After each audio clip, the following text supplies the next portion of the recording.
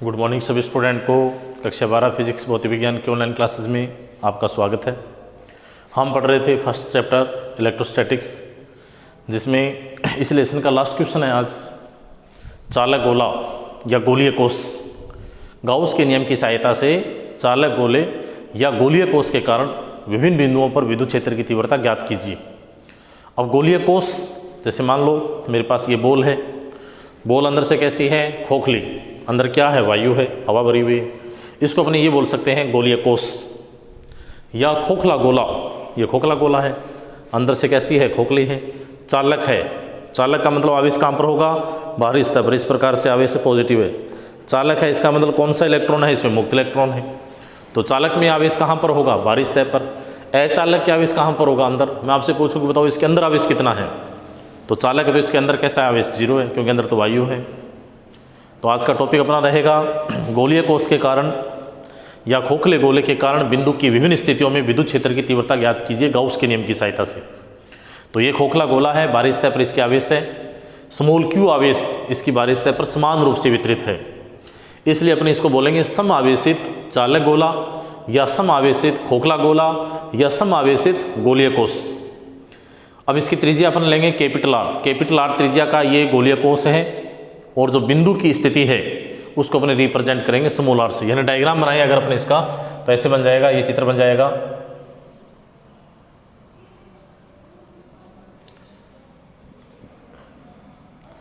ये capital R त्रिज्या है, q आवेश समान रूप से बाहरी सतह पर है, इसलिए इसका नाम क्या होगा, सम आवेशित चालक गोला। अब बिंदु की अलग अलग स्थितियों में हमें विद्युत क्षेत्र की तीव्रता ज्ञात करनी है। तो मान लेते हैं फर्स्ट जो बिंदु है वो है सतह के बाहर। ये बिंदु कहाँ पर है, सतह के बाहर, यानी बिंदु यहाँ पर लिया अपने प्रेक्षण बिंदु। दूसरा बिंदु अपने बी ले लेते हैं सतह पर, यानी बिंदु यहाँ पर है। तीसरा बिंदु सी अपने लेते हैं सतह के अंदर, यानी यहाँ पे है अंदर। और लास्ट बिंदु अपने डी लेंगे सेंटर पर। अंदर आवेश कितना है, Q बराबर 0 है। ये अपने को नॉर्मली ध्यान रखना है। तो अलग अलग कंडीशन है। पहली कंडीशन है, पहली स्थिति ये रहेगी, केस फर्स्ट, जब R ग्रेटर देन R हो तो गाउस के नियम की सहायता से विद्युत क्षेत्र की तीव्रता ज्ञात कीजिए। यानी बिंदु कहाँ पर है, इसकी सतह के बाहर, यहाँ पे बिंदु है, तो तीव्रता अपने कैसे निकालेंगे। तो देखो ये जो मैंने बिंदु लिया है ए, ये कहाँ पर है, सतह के बाहर। तो ये सेंटर से दूरी ले लेते हैं अपने, R दूरी। प्रेक्षण बिंदु को अपने किसे रिप्रेजेंट करेंगे, P बिंदु से। अब जो बाहरी आवेश है, इस बाहरी आवेश के कारण यहाँ पर एक गाउसीय पृष्ठ बन जाएगा, और ये जो गाउसीय पृष्ठ बनेगा ये बनेगा स्मॉल r त्रिज्या का, यानी स्मॉल r त्रिज्या का ये गाउसीय पृष्ठ। इस प्रकार से जो मैंने डैश डैश किया है वो गाउसीय पृष्ठ है। और गाउसीय पृष्ठ अपने किसे कहते हैं, किसी आवेश के चारों ओर का वह काल्पनिक बंद पृष्ठ जिसके प्रत्येक बिंदु पर विद्युत क्षेत्र की तीव्रता का मान नियत रहेगा, या सममित आवेश वितरण के चारों ओर का वह काल्पनिक बंद पृष्ठ जिसके प्रत्येक बिंदु पर तीव्रता का मान क्या है, नियत है, वो क्या कहलाएगा, गाउसीय पृष्ठ कहलाएगा। तो विद्युत क्षेत्र की तीव्रता ज्ञात करने के लिए इस गाउसीय पृष्ठ पर अपने क्या करेंगे, इस क्षेत्रफल सदिश का एक छोटा सा अल्पांश लेंगे। ये अल्पांश काटा है अपने, अल्पांश है ds सदिश, और विद्युत क्षेत्र की तीव्रता है E सदिश। तो गाउस के नियम से इस काल्पनिक बंद पृष्ठ से निर्गत विद्युत फ्लक्स फाई बराबर क्या होगा, Q बटा में इप्सिलॉन नोट। समीकरण नंबर ये आ जाएगा 1 नंबर। अब अपने यहाँ पर क्या करेंगे, विद्युत फ्लक्स की परिभाषा लगाएंगे। विद्युत फ्लक्स की परिभाषा से विद्युत क्षेत्र की तीव्रता, तो विद्युत फ्लक्स की परिभाषा क्या कहती है, फाई बराबर क्लोज इंटीग्रेशन S E सदिश डॉट ds सदिश। अब अपने इसको हल करेंगे, सदिश हटाएंगे, तो फाई बराबर क्या आएगा, क्लोज इंटीग्रेशन S ये ds कोस 0 डिग्री, या कोस थीटा ले लेंगे एक बार, कोस थीटा। थीटा का मान यहाँ पर क्या है, 0 है। क्यों, क्योंकि E सदिश और ds सदिश एक ही दिशा में है। जैसे मान लो ये चालक गोला है, इस पर मैंने कोई भी बिंदु ले लिया, कोई भी अपने पॉइंट ले लिया। जैसे मान लेते हैं ये पॉइंट ले रहे हैं अपने, ये पॉइंट, ये अल्पांश है, तो इस पर जो विद्युत क्षेत्र की तीव्रता है वो पेन की नोक पर है। ये जो अल्पांश लिया है और जो पेन की नोक यानी विद्युत क्षेत्र की तीव्रता है, दोनों क्या है, एक ही दिशा में है, यानी अल्फा या थीटा का मान कितना होगा, 0 डिग्री होगा, एक ही दिशा में इसलिए 0 डिग्री है। तो ये आ जाएगा phi is equal to close integration S E D S cos 0, और कोस 0 का मान कितना होगा, 1। तो फाई बराबर आ जाएगा E close integration S D S. गोला है, सभी अल्पांशों को जोड़ें। गोले का अपने एक छोटा सा अल्पांश लिया था गाउसीय पृष्ठ का, गाउसीय पृष्ठ गोले के रूप में है, डायग्राम आपको वृत्ताकार दिख रहा है जबकि वास्तव में इस बॉल के रूप में है। अगर अपने सभी अल्पांशों को जोड़ें तो ये आ जाएगा close integration S D S is equal to इसका क्षेत्रफल, और गाउसीय पृष्ठ का क्षेत्रफल कितना आएगा, 4 पाई आर स्क्वायर, क्योंकि गोले के रूप में है। तो फाई बराबर क्या लिखेंगे, फाई इजकल टू आ जाएगा ई गुणा में 4 पाई आर स्क्वायर, समीकरण नंबर 2 अब अपने क्या करेंगे, समीकरण 1 और 2, 1 नंबर किसका मान है, फाई का मान, समीकरण नंबर 2 किसका मान है, फाई का मान। इन दोनों समीकरणों को अपने एक दूसरे के बराबर रखेंगे, और बराबर रखकर अपने क्या करेंगे, यहाँ से विद्युत क्षेत्र की तीव्रता का मान ज्ञात कर लेंगे। तो ये आ जाएगा समीकरण 1 व 2 से।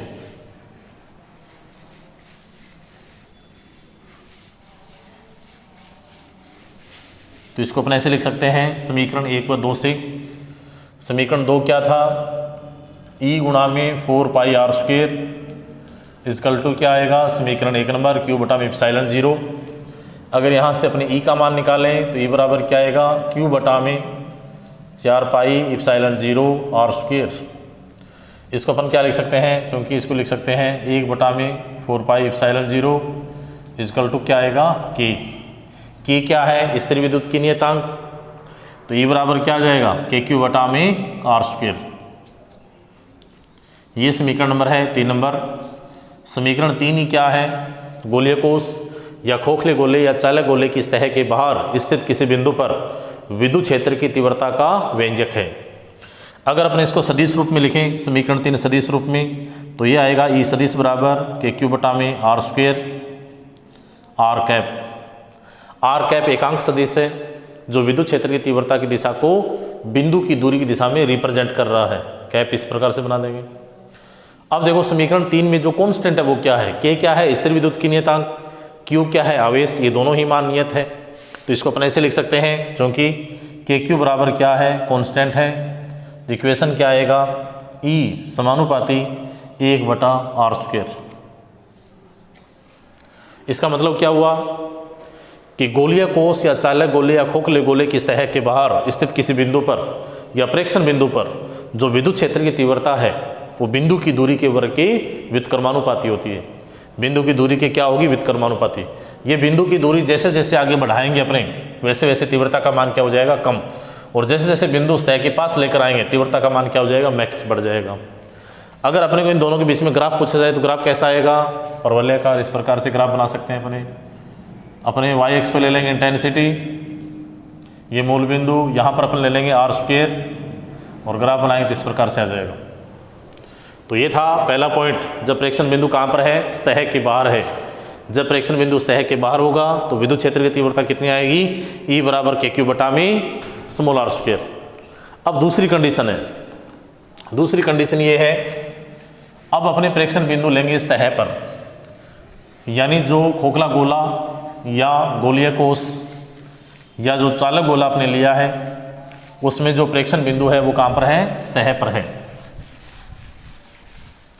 प्रेक्षण बिंदु इस गोले की सतह पर, यहाँ पर अपने को तीव्रता निकालनी है, यहीं पर इस सतह पर आवेश है और यहीं पर अपने को पॉइंट लेना है जहाँ पर अपने को तीव्रता निकालनी है। तो इस कंडीशन में जो प्रेक्षण बिंदु की दूरी होगी वो इसकी त्रिज्या के बराबर होगी। तो कंडीशन आएगी जब r बराबर r हो, ये स्थिति है। तो इसके लिए अपने क्या करेंगे, कैपिटल R त्रिज्या का एक चालक गोला, गोलीय कोष या खोखला गोला लेंगे जिसकी बाहरी सतह पर Q आवेश समान रूप से वितरित है।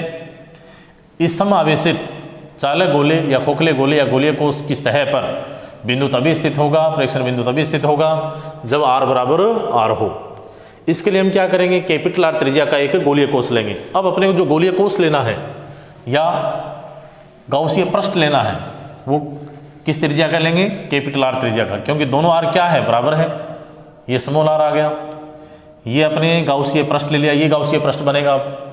गाउसीय पृष्ठ के प्रेक्षण बिंदु P पर क्षेत्रफल सदिश का जो अल्पांश है वो है ds सदिश और विद्युत क्षेत्र की तीव्रता है E सदिश। इस प्रकार से ये अल्पांश ले लिया अपने। जो डायग्राम बनाया है वो आपको दिखाई दे रहा है वर्त के रूप में, जो कि वास्तव में कैसा है, गोले के रूप में है। तो इस गाउसीय पृष्ठ से निर्गत विद्युत फ्लक्स गाउस के नियम से फाई बराबर क्या आएगा, Q बटा में इप्सिलॉन 0, समीकरण नंबर 1 नंबर। अब अपने यहाँ पर विद्युत फ्लक्स की परिभाषा लगाएंगे कि विद्युत फ्लक्स की परिभाषा से निर्गत फ्लक्स कितना होगा। तो फाई बराबर क्या आएगा, फाई बराबर क्लोज इंटीग्रेशन एस ई सदिश डॉट ds सदिश। इसको अपने हल कर लेंगे तो phi is equal to close integration S E ds cos theta. अब देखो ई सदिश और ds सदिश क्या है, एक ही डायरेक्शन में है, थीटा का मान कितना आएगा 0। तो फाई बराबर क्या लिख सकते हैं, close integration S E ds कोस 0 डिग्री, और कोस 0 का मान कितना आएगा, कोस 0 का मान होगा 1। तो फाई बराबर अपन क्या लिख सकते हैं, close integration S E ds, या इसको अपन ऐसे लिख सकते हैं फाई बराबर E close integration S ds। ds क्या है, इस गोलीय कोश का अल्पांश है। अगर सभी अल्पांशों को जोड़ेंगे तो इस पूरे गोले का क्षेत्रफल आ जाएगा, क्योंकि साइड में लिख सकते हैं क्लोज इंटीग्रेशन एस ds बराबर 4 pi r square. r is equal to r है, इसलिए अपने कैपिटल R लिया है। यहाँ पर स्मॉल r क्यों नहीं लिया, क्योंकि स्मॉल r अपने पहले वाली कंडीशन में ले चुके हैं। अब देखो इसको अपन ये लिख सकते हैं फाई इज इक्वल टू ई गुणा में 4 पाई r स्क्वेयर। समीकरण नंबर ये आ जाएगा 2 नंबर। अब देखो समीकरण 1 मान किसका है, फाई का मान है। समीकरण नंबर 2 किसका मान है, फाई का मान है। इन दोनों को अपने बराबर रखेंगे और बराबर रख के अपने इसका आंसर निकाल लेंगे। तो इसको अपन ऐसे लिख सकते हैं समीकरण 1 व 2 से।